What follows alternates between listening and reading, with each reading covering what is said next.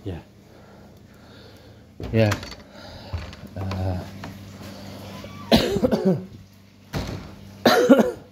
Selamat sore teman-teman. Hari ini hari Senin 26 Mei 2025 ya. Senin 26 Mei tahun 2025. Ketemu lagi kita di dalam acara Chatterbox. Oke, lupain dulu. Waspada takut hujan. Nah, mendungnya pekat banget asli. Ya, mendungnya cukup pekat. Saya khawatir hujan. Teman-teman, sebelumnya saya mohon maaf ya kalau kemarin hari Sabtu tanggal 24 Mei 2025 saya kemarin gak bisa hadir di acara aktivis 98 calling dalam rangka memperingati 27 tahun reformasi di Hotel Sahid Grand Sahid Jaya di dekat sini, tidak terlalu jauh dan lokasinya boleh saya katakan cukup strategis ya. Cuma karena kemarin itu saya sedang bokek, uang semuanya kemarin habis buat seharian di job fair Kemenakar hari Kamis tanggal 22 Mei 2025. Jadinya saya tidak bisa ke sana. Kalaupun andainya masih ada sisa, hari Sabtunya mungkin bisa saya ke sana. Gitu.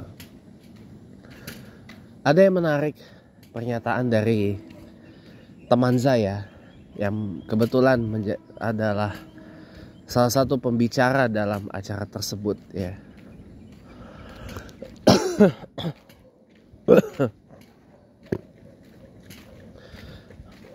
Teman saya mengatakan apa yang kita cita-citakan untuk reformasi ini sudah gagal ya. Teman-teman, para pemirsa, saya kasih tahu ya, reformasi itu tidak gagal, tapi digagalkan. Reformasi itu tidak mati, tapi dimatikan. Reformasi tidak gagal, tapi digagalkan. Kok bisa begitu? Kok bisa? Jadi teman-teman yang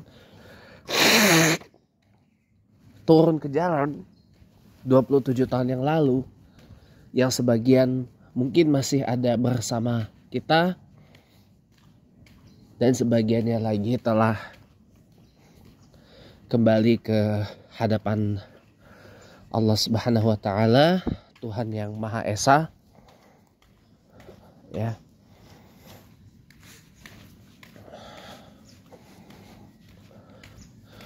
Itu tahu nggak? Itu tahu nggak? Itu sebenarnya bukan gagal. Itu mereka tidak gagal dalam memperjuangkan reformasi. They made it happen. Tapi reformasi itu digagalkan. Bukan gagal. Reform is not failed. Tapi digagalkan. Ya. The reform is made to be fail. Reformasi itu dibikin gagal. gitu loh.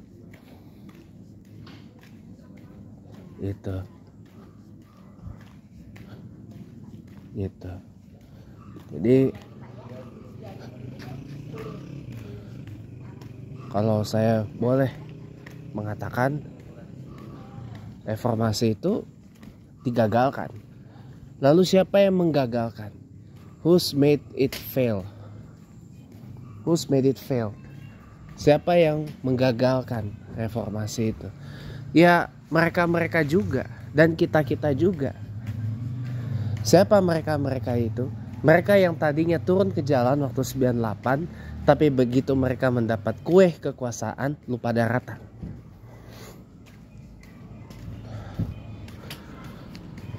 Dan kita-kita juga lah. Kita-kita juga, maksudnya apa?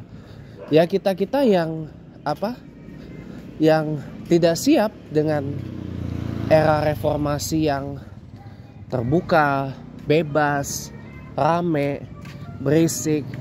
Makanya kan ketika ayah saya kemarin mengatakan pas negur saya di jalan, ngoceh aja dan sebagainya. Loh, ngoceh ini kan bagian dari produk reformasi. Ngoceh ini kan bagian dari demokratisasi Indonesia gitu loh. Nah bisa jadi ayah saya juga ikut berperan dalam menggagalkan reformasi itu. Ayah saya itu maksudnya ayah tiri saya ya, ayah sambung saya ya gitu, juga punya peran. Kita sebagai civil society juga pasti ada peran dalam menggagalkan reformasi ini. Apa? Dengan upaya pembungkaman, baik itu secara terang-terangan maupun secara sembunyi-sembunyi. Memang teman-teman, namanya demokrasi pasti rame. Demokrasi itu pasti rame. Gak ada demokrasi yang sepi. Gak ada. Demokrasi itu pasti rame. Rame, ribut, berisik. Iya kan? Demokrasi is noisy. Memang. Demokrasi memang berisik. Naturnya demokrasi itu ya memang rame, ngoceh, orang banyak suara. Ya. Orang banyak suara, orang banyak rame, orang banyak ribut, orang banyak bicara supaya apa? Supaya kedaulatan, mandat tertinggi dan kekuasaan tertinggi tetap berada di tangan rakyat. Itulah demokrasi. Demos dan kratos. Ya. Sebuah pemerintahan, kekuasaan, mandat tertinggi yang berasal dan kembali lagi ke tangan rakyat. Jadi demokrasi pada intinya adalah pemerintahan yang berasal dari rakyat, kekuasaan dari rakyat, mandat dari rakyat, dan mandat itu juga dikembalikan kepada rakyat. Kekuasaan itu kembali lagi ke tangan rakyat. Itu demokrasi. Nah, goal utama dari reformasi 98 ini kan adalah demokrasi. Demokrasi yang gimana dulu, Pak? Demokrasi itu demokrasi terbuka. Open demokrasi. Demokrasi terbuka, demokrasi yang bebas, demokrasi langsung, ya.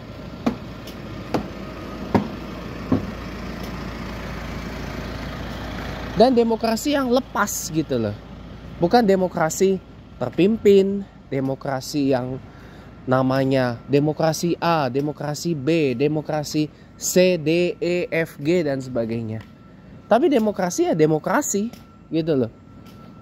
Yang terbuka, yang langsung, yang partisipatif, yang bebas, terbuka lah intinya.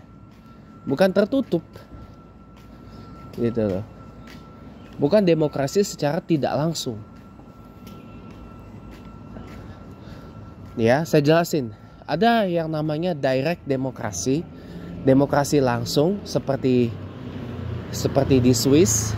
Walaupun Swiss itu juga sebenarnya gabungan antara direct demokrasi, demokrasi langsung, dan demokrasi perwakilan atau semi direct demokrasi. Tapi demokrasi perwakilan pun juga sebenarnya demokrasi langsung, tapi ada perantaranya. Ada wakil-wakil kita yang duduk di kursi legislatif. Itu perantara masyarakat untuk menyuarakan aspirasinya kepada eksekutif, pada pemerintah. Itu teman-teman. Nature demokrasi ya gini. Tapi digagalkan, dimatikan. Siapa yang mematikan? Yaitu ya sama juga bahasanya seperti yang saya bilang tadi. Mereka juga dan kita juga turut berperan mematikan reformasi ini. Kenapa? Karena kita nggak siap dengan konsekuensinya reformasi. Coba lihat reformasi sekarang. Nggak hanya ruang publik yang tambah riuh rame dengan dengan suara-suara masyarakat yang ini dan itu dan seterusnya. Ya. Tapi ada tapinya teman-teman, ada tapinya, ya, ada tapinya. Tapi masyarakat kita tidak siap untuk itu. Karena apa?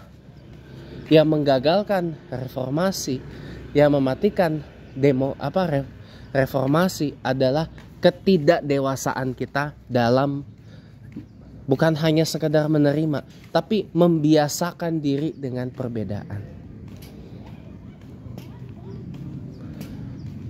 Bukan berarti demokratisasinya gagal, tidak. Tapi digagalkan. Siapa yang menggagalkan demokratisasi itu? Ya kita juga. kita juga yang masih kepengen sebuah sistem kepemimpinan yang kuat. Sebuah sistem kepemimpinan yang memang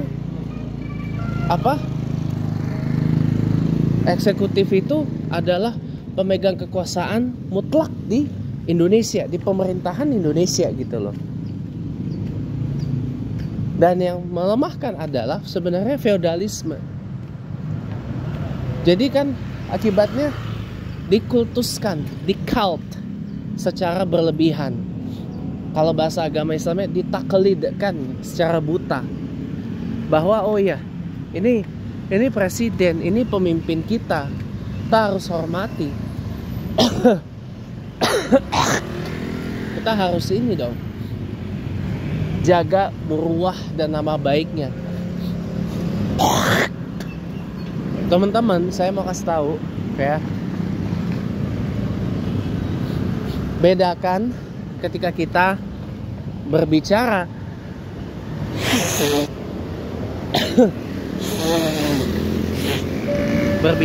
perihal personanya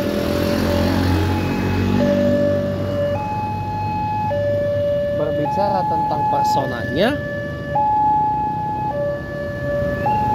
maupun berbicara tentang office-nya atau jabatan yang diemban. Ya, saya yakin mereka yang kritis ini bukan bermaksud mengkritik personanya, tapi mengkritisi jabatannya, office health, jabatan yang sedang diemban, dan perilaku politiknya, bukan perilaku personalnya. Dan karena pejabat itu adalah public figure, yang dikritisi itu adalah badan publiknya, public body-nya, bukan private body-nya.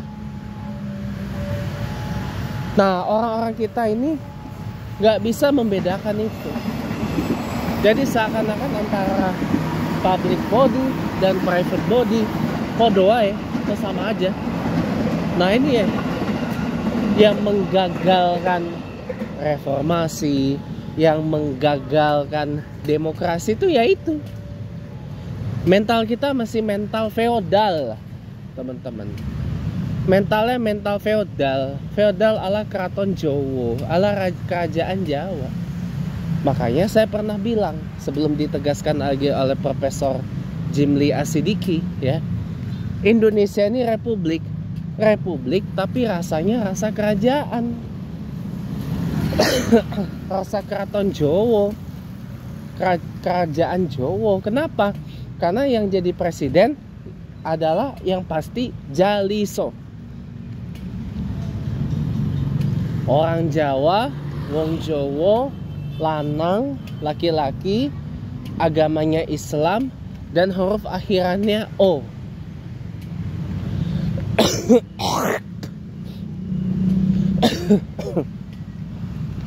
Orang kalau udah begitu pasti akan long lasting jadi presiden. Pasti akan long lasting jadi presiden. Contohnya Bung Karno, Pak Harto, Pak SBY, Pak Jokowi, ya.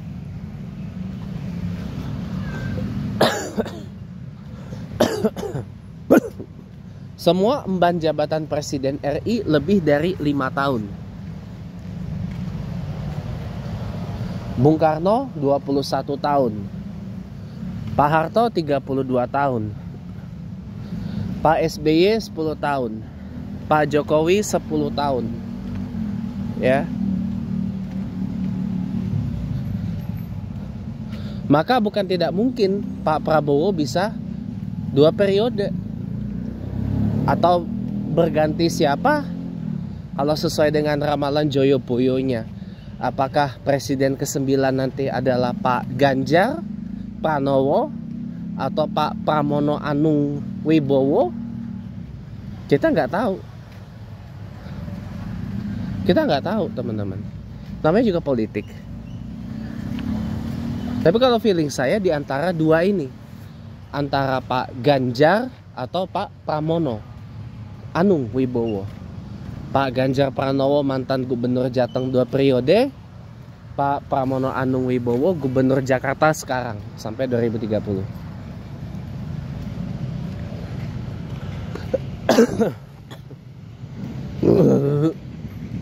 Bukan nggak mungkin.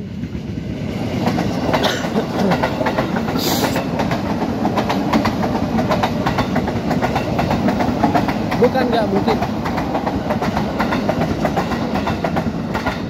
Bukan nggak mungkin, teman-teman. Saya sih pegangannya adalah kepercayaan kita kepada ramalan Joyo-Boyo yang kuat banget. Ya. Maka kalau kita sandarnya kepada ramalan Joyo-Boyo, Mas Gibran itu gak akan pernah jadi presiden RI. Kalaupun jadi presiden cuma sebentar. Lihat bagaimana Habibie cuma bertahan jadi presiden selama 10 bulan. Gus Dur 2 tahun. Ibu Megawati 3 tahun. Di bawah 5 tahun. Kenapa? Karena akhirannya belakangnya bukan O. Sekalipun Ibu Megawati orang Jawa, tapi akhiran belakangnya bukan O. Kalau Pak Ganjar kan Ganjar Pranowo, Pramono Anung Wibowo. G itu bisa membentuk angka 9 dan angka 6. Susilo Bambang Yudhoyono, G-nya membentuk angka 6.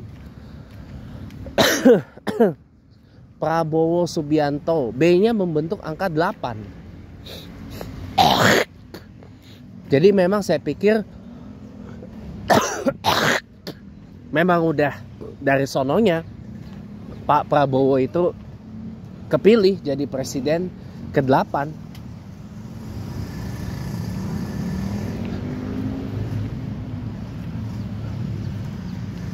Memang udah dari sononya Pak Prabowo jadi presiden ke-8 karena memang didukung oleh ramalan Joyo-Boyo. Memang udah dari sononya, kita harus make peace with it.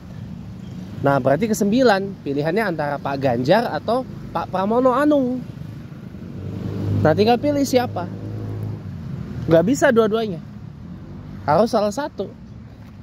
Kalau nggak nanti akan berkonflik gitu. Nah itu padanannya pas. Kalau Pak Ganjar kepilih jadi presiden RI ke-9 masih bisa Atau Pak Pramono Anung Wibowo kepilih jadi Presiden RI ke-9, bisa. Karena memang padanan hurufnya pas.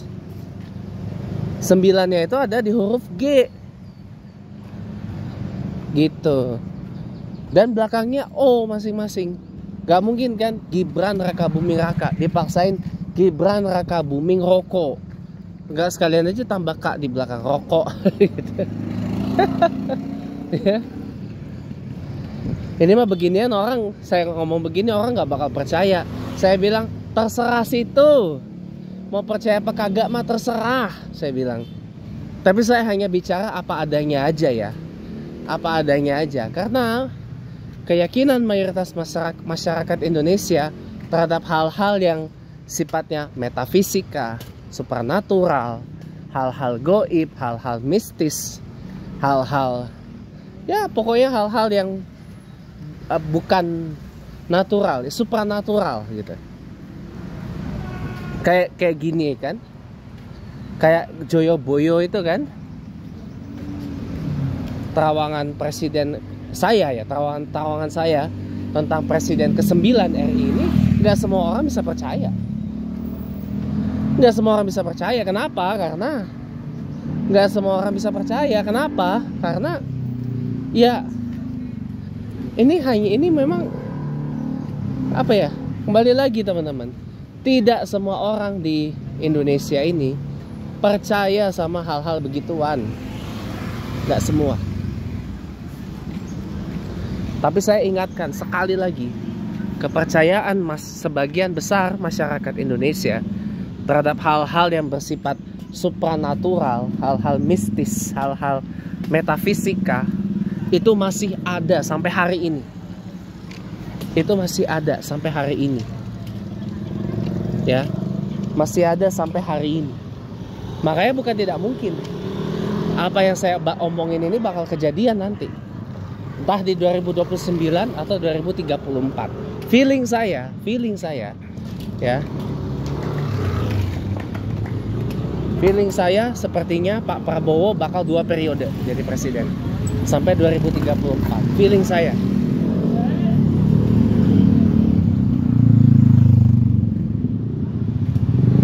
Kalaupun 1 periode, ya itu pun karena memang lucknya habis. Karena Pak Prabowo jadi presiden selain karena faktor emang dari sononya, dari Joyoboyonya, karena dia hoki. Hokinya apa? Didukung sama Pak Jokowi, presiden ke-7 RI yang popularitasnya tinggi. Nah, kalau di 2029 nanti Jokowi benar jadi ketua umum PSI, ya bukan tidak mungkin pasti akan mainkan Gibran. Dan Jokowi akan melakukan segala cara menumbangkan Pak Prabowo dari presiden. Tapi saya pikir nggak mungkin. Nggak mungkin. Kenapa? Karena kalau kita pegang pada Joyoboyo sekali lagi, nggak bisa. Bisa mau break bentar ya teman-teman. Mau buang air kecil dulu. Nanti malah gak enak kalau ngomong. Soalnya di musola tempat saya ngajar tidak ada toilet. Oke, welcome back teman-teman. Aduh, toiletnya yang tadi tempat saya pipis, urinoirnya bau pesing. Urinoirnya bau pesingnya minta ampun. Tawan banget. Gak pernah dibersihkan. Gak pernah orang kalau kencing tuh disiram. Tolong ya, kalau pakai toiletnya musola Nurul Falah Ropapan ini, kalau kencing di urinoir itu minimal disiram, biar nggak bau pesing kayak tadi. Oh, tadi bau pesingnya kecium sama saya, makanya tolong tiap ini tuh dibersihin dong, disiram. Habis buang air kecil tuh disiram. Udah nih ada tanjakan ke atas. Disiram. Buat yang pakai toilet yang musola Nurul Falah Ropapan ya, tolong banget. Kalau kencing di urinoirnya tuh disiram. Jangan nggak disiram, nanti bau pesing. Gitu. Saya tiap kencing di sana, alhamdulillah nggak bau pesing. Baru kali ini apes. cium bau pesing. Ayo tolong teman-teman ya, dimanapun teman-teman berada, ketika misalkan nih buang air kecil di toilet, masjid atau musola gitu ya, kalau di urinoirnya itu disiram teman-teman. Kalau di WC-nya, di klosetnya, itu tolong juga disiram teman-teman. Habis buang air kecil, buang air besar, disiram teman-teman, biar bersih dan biar gak bau. Kalau kencing biar gak bau pesing. Habis BAB biar gak bau peket banget, disiram teman-teman. Orang bukan cuma situ doang yang pakai, orang lain juga bisa bakal pakai. Itu ya, itu sedikit advice dari saya. Nah lanjut lagi. Jadi teman-teman, reformasi itu tidak gagal sebenarnya, tidak mati, tapi dimatikan dan digagalkan. Siapa yang menggagalkan? Siapa yang mematikan? Ya kita-kita juga.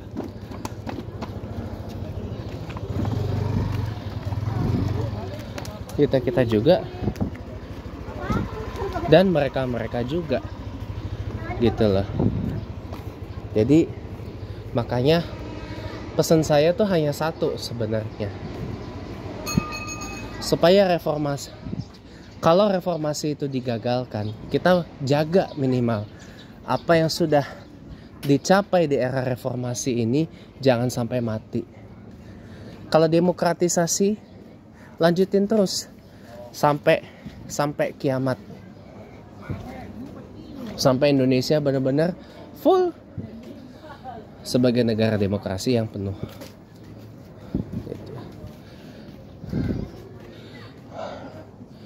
Oke teman-teman, saya kira ini aja dulu yang bisa saya share. Akhatov buat semuanya dan sampai jumpa lagi.